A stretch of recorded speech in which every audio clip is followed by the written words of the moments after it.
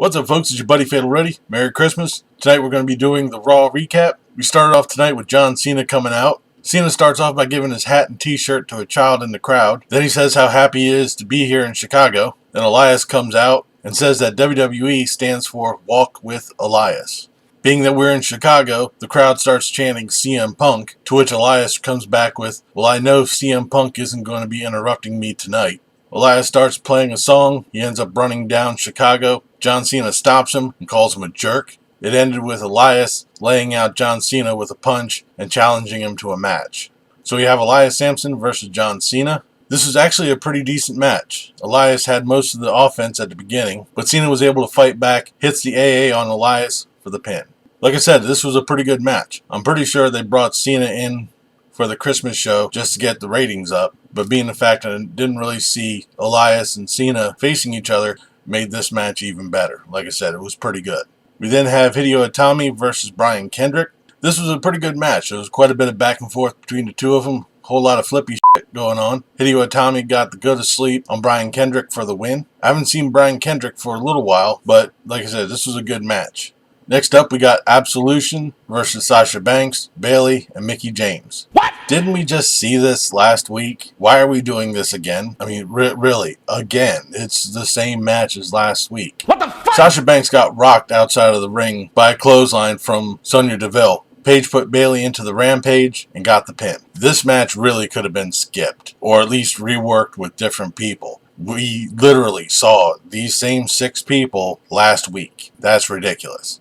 We then had the first of 3 squash matches, Kane versus Heath Slater. It was seriously, it was a glorified squash match. Kane won. After the match, Kane attacked Rhino. Rhino speared him a few times. Kane choke slammed him. End of story. Come to our second squash match, Finn Balor versus Curt Hawkins.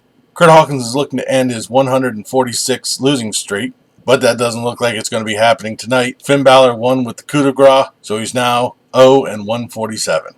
We then have a video segment with Flashy McWyatt mumbling once again, saying he's here. So he comes out to the ring. As soon as the lights come on, Matt Hardy is in the ring and beats him up.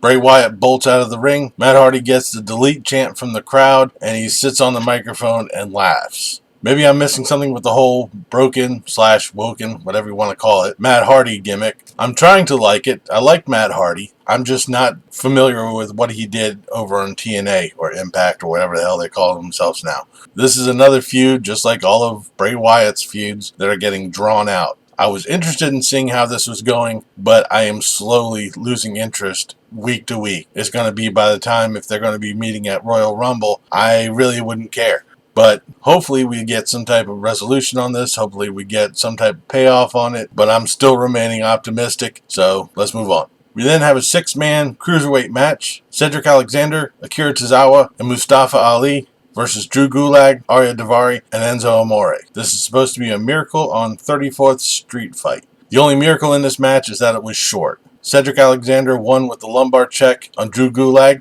Once again, we're seeing the same people in the cruiserweights, kind of like what we just saw in the women's match. We've seen these same 6 people before. Let's mix this up. I know we have more than 6 people in the cruiserweight division. Let's see them. We then have Roman Reigns versus Samoa Joe for the Intercontinental title. Right off the bat, Roman Reigns comes out on fire, beating down on Samoa Joe. Staggering, Samoa Joe was able to fight back. Roman Reigns got the Superman punch, goes for the pin, gets a 2 count. Samoa Joe was able to counter a spear into a Uranagi, tried to pin, got a 2 count. Later in the match, Roman Reigns got himself disqualified by pounding Samoa Joe in the corner and didn't break at the referee's count. After the match, Roman Reigns beats up on Samoa Joe real bad, started working on his, I think it was his right arm, trying to remember. But he was hitting him with steel chairs, hit him with steel steps, running him into the ring post. So once again, we're getting into a feud with Samoa Joe, like we haven't seen this one before. We then come to our third squash match of the night, Curtis Axel and Bo Dallas versus Braun Strowman. Oh my God, you won't believe this. Bo Dallas and Curtis Axel won this. I'm just kidding. They got their asses handed to them. Braun Strowman gave them both power slams, pinned them. After the match, he gave them each 2 more power slams. This Raw was rather heavy on squash matches, but we come to our main event, Jason Jordan and Seth Rollins versus The Bar for the tag team titles. This was a really good match. There was a lot of back and forth between the two teams.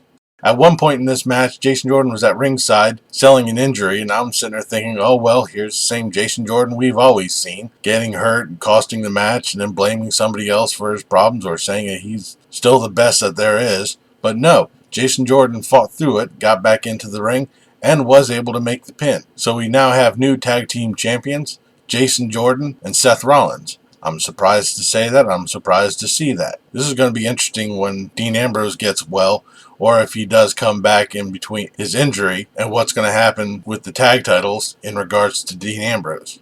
Surprisingly enough, this was actually a pretty decent Raw. Surprising that the last Raw of the year would actually be probably one of their better ones that I've seen in quite some time. Normally they've been running second to SmackDown, but like I said, it was pretty good. It was kind of heavy on the squash matches, but they weren't old, they weren't tiring. It was actually pretty interesting to see some of them. We don't see too many squash matches nowadays.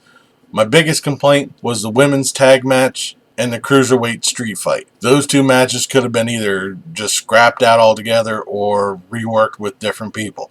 Because sad to say it, the squash matches were actually more interesting than the women's match and the cruiserweight match combined. But that'll do it for this episode of Raw Recap. I'll be back tomorrow for the SmackDown review. Leave a comment down below if you saw tonight's Raw, what you thought about it. If you liked it, please give me a thumbs up. Don't forget to share and subscribe. I've been Fatalroadie. You've been awesome. Thank you very much for watching. And remember, if it's too loud, you're too old. Merry Christmas. See ya.